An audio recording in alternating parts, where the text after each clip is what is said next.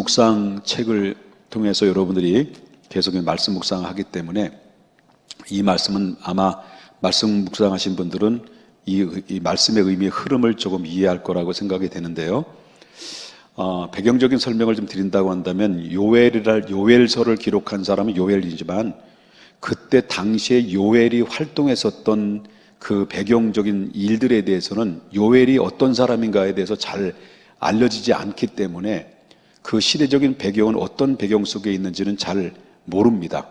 그런데 성경의 흐름을 딱 보게 되면 이스라엘 백성들이 하나님을 떠났다는 겁니다. 하나님을 떠났고 그러면 하나님 앞에 예배라고 하는 제사를 멀리했고 그리고 또한 세상 세속으로 빠져서 우상 숭배에 완전히 사로잡혀서 하나님을 까마득하게 잃어버리는 삶을 살아가는 타락한 이스라엘이 되고 말았다라고 하는 것을 보게 된다는 거죠. 자, 이렇게 되기까지는 어떤 그 한 순간순간에서 이루어진 것이 아니라 오랫동안 역사 속에서 계속 내려오는 이 죄악의 뿌리들이, 쓴뿌리들이 계속해서 대물림이 되고 대물림이 되고 대물림이 돼서 오늘 요엘서에 이르기까지 오게 됐다라고 하는 것을 우리가 발견하게 된다는 거죠. 여러분 알다시피 다윗이 왕이 됐잖아요. 왕이 되고 난 다음에 솔로몬이 왕이 됐고 그 이후에 나라가 완전히 두 동강이가 나가지고 북방 이스라엘과 남유다가 나눠지고 그 다음에 역대 이스라엘 왕들이 대부분의 하나님의 보시기에 악을 행했더라는 말씀이 계속 나와요. 꼭 가다가 이 천연 기념물 같은 히스기야 같은 사람들이 나오지만은 이런 그 이외에는 모든 역대 왕들이 다윗과 같은 믿음으로, 다윗과 같은 하나님을 향한 믿음으로 이 나라를 이끌어간 사람들은 없었다라는 거예요. 근데 이런 슬픈 역사가 계속 이루어지다 보니까 다음 세대라고 하는 다음 세대가 어떤 세대로 바뀌어지게 됐냐면 다른 세대로 바뀌어졌다는 거죠. 그렇기 때문에 이스라엘을 왜 하나님이 붙들고 있었느냐를 할 때 이스라엘은 어떤 나라입니까? 모든 전 세계 민족 중에서 이스라엘을 택한 것은 제사장 나라로 택한 거예요. 이 제사장 나라라는 것은 커다란 사명을 띠고 그 다른 나라를 이스라엘 나라를 통해서 다른 민족들을 구원하라고 하는 하나님의 부르심 받은 바로 이스라엘 제사장 나라로 하나님 앞에 먼저 부름받은 거죠. 그렇기 때문에 이 부름받은 제사장 나라가 하나님 앞에 자기의 사명을 잃어버리고 그리고 하나님을 까마득하게 잃어버리고 예배를 떠나고 그리고 우상숭배에 빠지고 영적인 음란에 빠지다 보니까 하나님의 방법은 뭡니까? 결국은 징계를 내릴 수밖에 없는 상황에 이르게 됐다라고 하는 겁니다. 그렇기 때문에 지난 로마서의 말씀을 통해서 여러분 들어서 알겠습니다마는 바로 이 모든 백성들이 하나님을 떠나서 기다리고 설득하고 기다려도 돌아오지 않으면 그래 네 멋대로 해 라고 하나님은 결국 자기 마음대로 자기 주관한 대로 내버려 둔다라는 거죠. 그러다가 결국 그래서 이 끝에는 바로 뭡니까? 영원한 심판인 사망에 이르게 되는 것인데 그렇지만 하나님이 붙들고 있는 이스라엘은 절대 그렇지 않다라는 거예요. 이스라엘 제사장 나라를 통해서 예수님을 보내지게 되고 훗날에 예수님을 통해서 인류를 구원해야 될 구속사적인 의미를 보게 되면 먼 훗날 예수님을 통해서 이 민족을 통해서 예수님을 통해서 인류를 구원하게 되고 그리고 모든 열방이 하나님께 돌아와서 다 지옥에서 천국으로 백성으로 삼아주시고자 하는 거룩한 섭리 가운데 언약된 백성인데 그 사명을 잃어버렸을 때는 하나님이 가만히 있을 수가 없다라고 하는 겁니다. 그만큼 바로 사명이 크면 특권도 크면 책임과 의무도 크고 책임과 의무에 대한 그런 하나님이 또한 결산도 크다라는 거예요. 그렇기 때문에 우리는 사명받은 사람들은 특별히 정말 우리가 믿음으로 잘 살아야 된다는 것을 우리가 보게 된다라고 하는 것이고요. 자, 그러면 이런 가운데 역사 속에서 이렇게 죄악이 관영되고 정치적으로 종교적으로 이렇게 다 하나님을 떠나고 하나님을 무시하고 그 배교하고 그리고 우상숭배에 빠지고 악한 귀신들을 각 가정마다 불러들이고 산당을 만들고 이런 형태를 보면서 하나님께서 징계를 내리기로 결정하면서 요엘을 보내주죠. 요엘을 불러서 요엘을 이스라엘 백성들에게 보냅니다. 보내가지고 어떤 말씀을 하시냐면, 이 오늘 본문에 나오는 말씀을 보게 되면 앞으로 엄청난 무섭고도 혹독한 재앙이 임하게 될 것인데, 너희들이 이 재앙을 경험한 이 너희들은 앞으로 너희 자녀들에게 이 사실을 알리고, 너희들 자녀들은 그 자녀들에게 알리고, 너희 그 자손들은 그 후손들에게 훗날, 모든 역사의 훗날까지도 이 상황을 알려라 라고 하는 메시지를 요엘을 통해서 전해 주십니다. 그렇다면 그 중에 가장 바로 하나님이 내리시고자 하는 경고의 메시지는 혹독한 메뚜기 재앙입니다. 황충의 재앙이죠. 황충의 재앙을 내려서 결국 어떤 일이 벌어질 거라고 하는 사실에 대해서 바로 예수 하나님께서는 요엘 선지자를 통해서 이야기를 하는데, 자, 우리 보겠습니다. 어떤 당시냐면 4절부터 7절 보겠습니다. 황충이가 남긴 것을 누가 먹고요? 예? 1장 4절. 자, 황충이가 남긴 것을 누가 먹는다고요? 말을 할 줄 몰라요, 여러분? 예. 다시 한번 모르겠습니다. 죄송합니다. 파충이가 남긴 것을 누가 먹고요? 아, 내가 잘못했구나. 죄송합니다. 여러분들이 잘못했습니다. 내가 잘못했네요. 자, 팥중이가 남긴 것을 누가 먹고요? 메뚜기가 남긴 것은, 느치가 남긴 것은 황충이가 먹었다. 이 말은 무슨 말이냐? 한마디로 말한다면 메뚜기 떼들이 그 지역에 완전히 급습을 해서 싹 쓸어버리겠다는 얘기예요. 싹 쓸어버렸다는 얘기죠. 그러면 그때 당시의 중근동 지역에는요, 메뚜기 떼들에 의해서 재앙이 종종 있었다라는 거죠.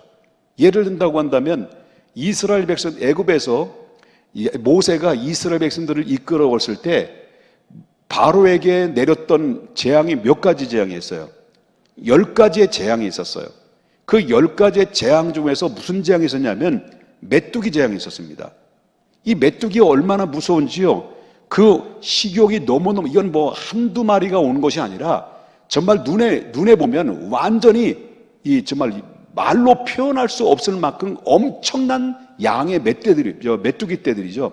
한번 몰려들게 되면 식욕이 얼마나 왕성한지, 여러분 초목이든 식물이든, 그리고 또한 뭐 살아있는 들판에는 완전히 푸른 들판이라 할지라도 완전히 한마디로 말한다고 한다면 좀 완전히 들판은 황색으로 바뀌어버려요.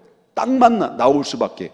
이 정도로의 한번 먹어 갈아쳐버리면 엄청난 피해를 입게 되는데, 여러분 메뚜기라는 말은 영어로 보니까 불타는 기계라는 거예요.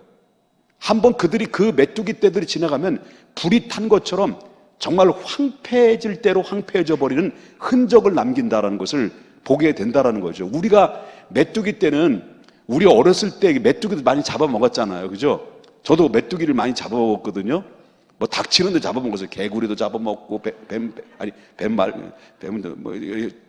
뭐 닥치는데 잡아먹었단 말이에요. 그런데 메뚜기가 우리가 보는 메뚜기가 아니야. 그때 당시에 중근동 지역에 그때 당시 시대적으로 보면요, 80가지 90종류의 메뚜기가 있다는 거예요. 어떤 때는 손바닥만한 메뚜기가 있고, 큰 거는 이 팔뚝만한 메뚜기가 있어요. 여러분 지금 그 인도에서부터 파키스탄까지 중국까지 지금 왕이 있는데, 여러분 아마 인터넷 보면 알 거예요. 황충, 메뚜기 떼 이렇대요. 이런 것이 지금 중국의 맨 남쪽에까지 이게 좀 들어왔다는 거예요. 지금은 어떻게 사라졌는지 안 사라졌는지 모르지만 7, 8월 달까지만 해도 파키스탄을 넘어왔다는 말이 있어요. 그러면 이 피해가, 농경 피해는 말로 표현할 수 없는 거, 이게 결국 뭡니까? 황충으로 바뀌어지는 거예요.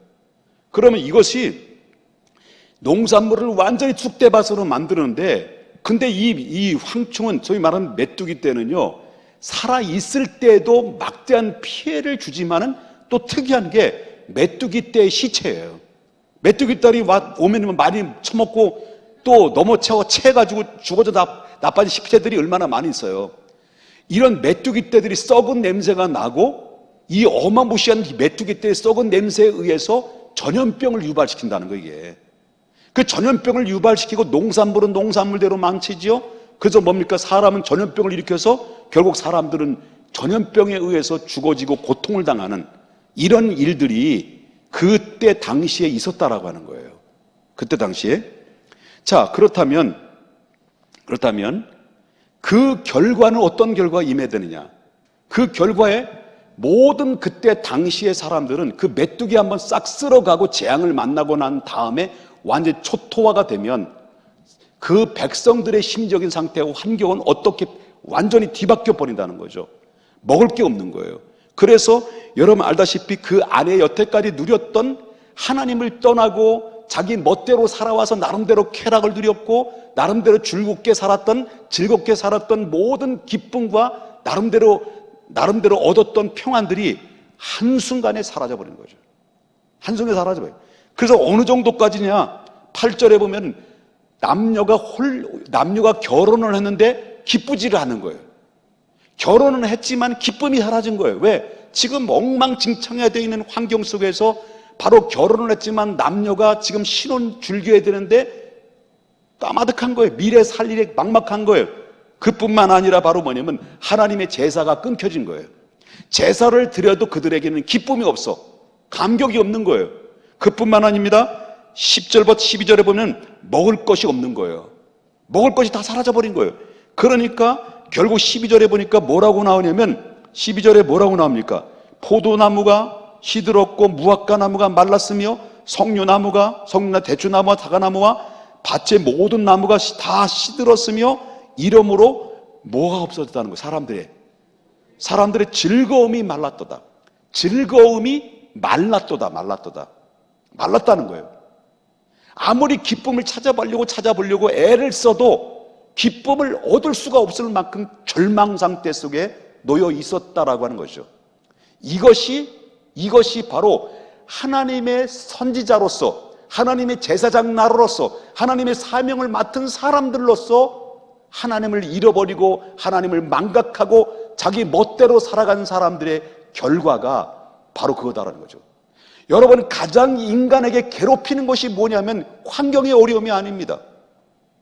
인간을 가장 괴롭히고 고통을 안겨주는 것은 바로 뭐냐면 물질이 없어서 먹을 거 없어서 문제가 아닙니다. 내 마음의 기쁨이 사라졌기 때문입니다. 내 마음의 감격이 사라진 겁니다. 즐거움이 마른 겁니다. 내 심령 상태는 말라질 대로 말라져서 사람들은 점점 기쁨을 잃어버리고 상실감 속에서 소망 없이 살아가는 사람들의 모습이 가장 불쌍하고 가장 저주의 모습이 환경이 아니라 이 마음인 것입니다. 우리의 마음은 어떤가라는 겁니다. 그렇다면 오늘날 이 시대에 바로 이 지구촌에 살고 있는 이 들썩들썩거리게 만들었던 이 모든 모습들을 보십시오. 그때 당시에 메뚜기 재앙을 통해서 이스라엘 백성들을 초토화시켰던 것처럼 이게 뭐지? 코로나. 이 코로나19를 통해서 이 세계를 완전히 쑥대밭으로 만들었어요. 그 이유가 뭘까? 할 때 여러분 무슨 사람들이 인위적인 방법으로 사람들이 전염병을 퍼뜨렸던 어떤 목적과 악한 어떤 계획에 의해서 바로 의도적으로 전염병을 퍼뜨렸던 자연적 발생을 퍼뜨렸던 간에 지금 우리가 살고 있는 이 시대는요, 요엘 시대에 당했던 것과 똑같은 상황을 당한 거예요. 전염병입니다. 전염병으로 지금 하루에 600명 이상씩 지금 우리나라도 아무리 방역을 철저히 한다고 하더라도 600명 이상씩 계속해서 코로나 전염이 돼가지고 지금 이런 양성 반응을 일어나고 있다는 것을 보게 됩니다. 우리는 약합니다. 다른 민족들은 더 한다는 거예요. 다른 나라들은요. 이게 바로 뭐냐면 전 세계를 향하여 하나님이 내려주는 징벌이다라고 난 믿고 있어요. 징벌이라는 거예요. 그러면 오늘날 우리 대한민국을 한번 보자라는 거예요. 대한민국에. 우리가 이 대한민국의 정치는 빼십시다. 정치는 다 노선이 다르기 때문에 이 정치 얘기는 안 하겠습니다. 그러나 영적인 그 문제를 한국교회의 사명을 맡아서 그 사명을 가지고 이 나라를 책임지도록 하나님께서 한국교회를 부흥시켰고 한국교회를 축복시켰어요. 축복받게 하셨어요. 근데 이 한국교회가 어느 정도 시간이 지남에 따라서 교회가 해야 될 일들을 사명을 잃어버렸어요. 사명을 잃어버리다 보니까 교회가 힘을 잃어버려요. 여러분 보십시다. 현실적으로 보게 되면 신학교를 들어가려고 준비하고 기도하는 친구들 잘 들으셔야 됩니다. 우리가 다녔던 신학교는요, 지금 오늘날 다니는 신학교와 전혀 달라요. 우리가 다녔던 신학교는요, 우리는 신학의 공부를 하기 전에 먼저 1시간 전에 학교에 도착해서 산에 무조건 뛰어 올라가요. 그래서 하나님 앞에 찬양을 하고 30분 이상 하나님 앞에 뜨겁게 기도해요.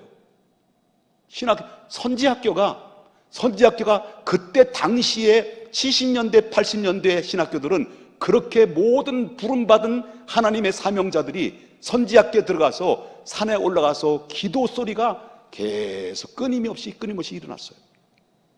일명 개구리 소리. 개굴. 그리고 여러분 점심시간에도 시간이 아까운 거예요. 시간이 아까우면 그대로 또 어디로 갑니까? 바로 수리산이라는 곳에 가서 또 올라가서 거기서 또 기도를 합니다. 그리고 여러분 또 아까우니까 너무 가슴에 불타니까 여러분 시간만 되면 성경을 읽어요. 보통 그때 당시 졸업한 사람은 최하 4년 동안 10독 이상이 기본이에요.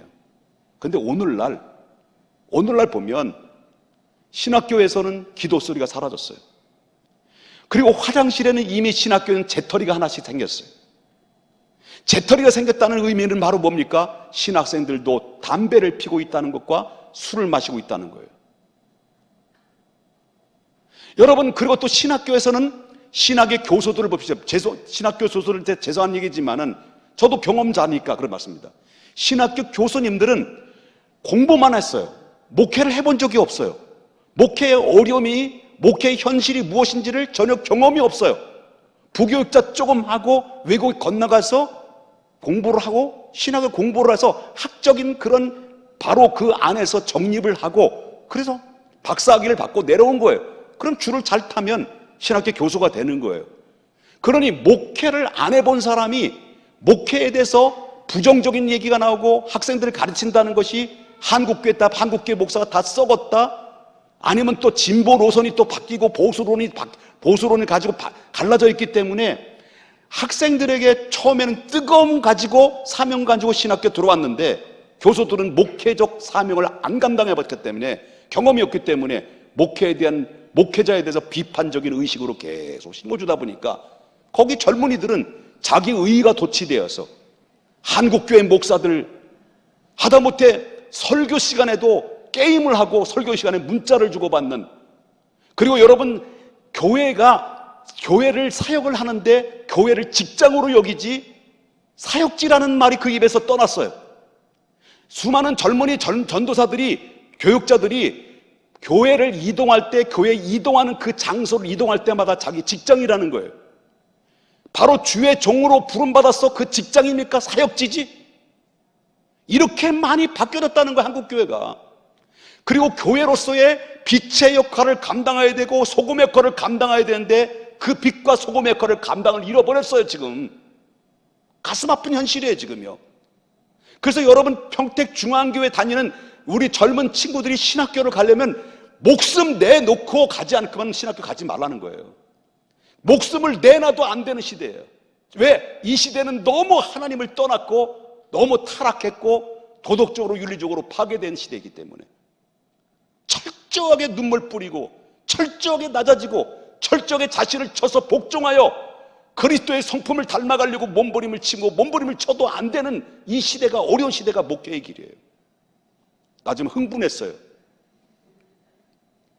그러다 보니까 하나님의 교회로서의 덕을 잃어버렸습니다. 종교적 타락이 임했습니다. 종교적 타락이 임한 거예요. 어느덧 바로 목회자는, 교회는 크면 클수록 자기의 욕심에, 과욕에 눈이 어둡고 명예욕이 눈이 어두워서 인위적 방법을 통해서 불법을 정하고 그 불법으로 교회를 어렵게 만드는 일들이 얼마나 많이 발생되는지 본다는 거예요. 이러니 하나님이 가만히 있을 수가 없어요. 그때 당시에 메뚜기 재앙이 내렸던 것처럼 오늘날도 보시면 거의 흡사한 모습을 보게 되는 거죠. 이 코로나 발생으로 인해서 임한 바로 이 지구촌의 사람들이 보편적인 그 결과가 뭡니까? 여러분 결혼식을 해도 결혼이 기쁨이 있습니까? 요즘 젊은이들이 결혼하는데 이 결혼식을 할 수 있을까? 과연 할 수 있을까? 이게 결혼식입니까? 이게 지금? 네? 그렇잖아요. 직장을 잃어버립니다. 그 전염병 하나의 징계로 인해서 직장을 잃어버립니다. 그러다 보니까 뭡니까? 결혼식에도 기쁨이 없는 거예요. 여러분, 예배도 자유롭게 예배를 못 드립니다. 그러니까 여러분 이 자리에 참여해서 예배를 드리지만은 여러분 한 번 더 걸쳐서 영상을 통해서 예배 드리는 감동과 현장에서 예배 드리는 감동과 똑같아요? 달라요. 그럼 예배를 드려도 기쁨이 없는 거예요. 예배를 드려도. 오늘 이 시대가 그런 거예요. 그때 당시가 똑같은 상황이 오늘도 그대로 임한다는 거예요. 예배 드려도. 그러니까 뭡니까? 먹을 것이 없었어요. 과수원이 다 말랐습니다. 황폐해졌습니다. 이제는 코로나 때문에 직장을 잃어버립니다. 줄도산이 임합니다. 기업은 완전히 망해버립니다. 그런데 이상한 현상이 일어나는데 기업은 어려워지고 형편없는데 정치적인 문제가 꼬여지고 경제적인 문제가 꼬이다 보니까 주식은 빵빵 들쑥날쑥합니다. 주식이 들쑥날쑥하는 거예요 지금. 그래서 결국 개미들이 막 올라타고 막 너도 나도 올라탑니다. 왜? 지금 어려우니까. 그런데 이상하게 사람들의 마음은 기쁨이 없어요. 여러분 알다시피 정말 오늘도 말씀하신 것처럼 여러분 그 사람들의 즐거움이 말란 거예요. 오늘 이 시대가 즐거움이 말랐다는 거예요. 그러면 오늘 이 시대가 왜 그러느냐 할 때 왜 그러냐? 이 문제를 해결할 수 있는 유일한 길은 뭐냐? 여호와께 돌아오는 거예요. 그 길밖에 없어요. 먼저 돌아와야 될 게 바로 뭐냐? 정신 차려야 될 사람이 누구냐? 주의 종들이에요. 주의 종들, 주의 이름으로 부름받은 주의 종들이 정신 차려야 된다는 거예요. 정신 차려야 돼요. 그리고 교회 지도자들이 정신 차려야 돼요. 그리고 여호와께 돌아가야 돼요. 바로 그것이 바로 뭐냐면 모든 문제를 푸는 열쇠고 결론이에요. 그렇기 때문에 저와 여러분이 지금 이 시간 질문을 드리고 도전을 주고 싶은 것은 바로 뭐냐면 여러분의 마음의 즐거움이, 기쁨이, 평안이 말랐습니까? 말라서 비틀어져 있습니까? 여러분 어느 순간 기쁨이 사라졌습니까? 감격이 사라졌습니까? 마음의 평안함이 사라졌습니까? 그렇다면 다시 내 마음을 주님을 향해서 고정시키고 주님께 돌아가야 돼요. 오라 우리가 여호와께 돌아가자. 우리가 여호와께 돌아가자. 우리가 여호와께 돌아가는 길밖에, 사는 길밖에 없어요. 그렇기 때문에 오늘 이 시대를 주님이 들려주시는 이 말씀의 경고함은 우리가 하나님의 말씀을 또 축복받자, 문제 해결받자, 여러분 잘 될 겁니다라는 소리를 듣는 것보다도 이 시대는 회개하라, 그 말씀을 들어야만이 되는 시대예요. 여호와께 돌아와야 돼요. 그리고 깨어 있어야 돼요. 그리고 하나님 앞에 두려운 마음 가지고 상실된 나의 영적인 상태를 다시 한번 주님께 돌아가서 주님, 내가 이 땅에서 노력해서 땀 흘려서 얻은 기쁨보다도 하나님이 내려주는 참된 기쁨과 평안을 회복시켜 주십시오. 이 믿음으로 여러분 우리 모두가 이 저녁에 하나님 앞에 기도하십시다. 주님, 멀어졌던 하나님의 관계가 회복되기를 원합니다. 실종당했던 나의 기쁨과 즐거움이, 평안함이 세상으로부터 얻은 평안함이 아니라, 일시적인 것이 아니라 이제 위로부터 내려주시는 참된 평안을 나에게 회복시켜 주셔서 내가 사명자로서, 교회에 맡은 사명자의 직분자로서, 그리고 세상에 나가서 우리가 해야 될 믿음의 도리로서 어떻게 살아야 될지를 결단하고 믿음으로 다시 한번 하나님 앞에 설 수 있기를 주님의 이름으로 축원합니다.